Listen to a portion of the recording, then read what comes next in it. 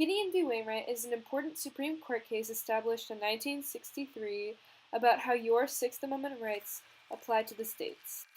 Clarence Gideon was a Florida citizen who was charged with breaking and entering. He requested a court-appointed lawyer because he could not afford his own, but Florida denied him as they only granted lawyers in capital criminal charges cases.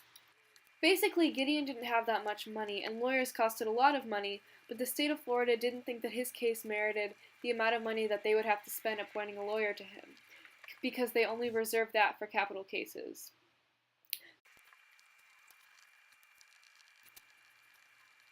So the issue was, do state courts have to abide by the Sixth Amendment's right to a lawyer if a felony defendant is tried in a criminal case?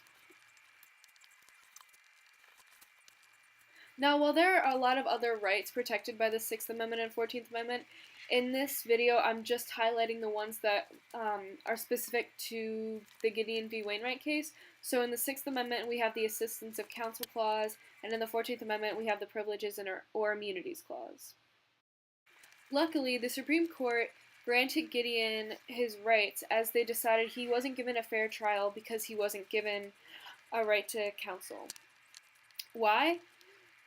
Although previously, before the 14th Amendment, the Sixth Amendment didn't have to be applied to the states, with the 14th Amendment's Privileges and Immunities Clause, it now had to be applied to the states because it was a right that was given to the citizens, all citizens of the United States, no matter what state they lived in.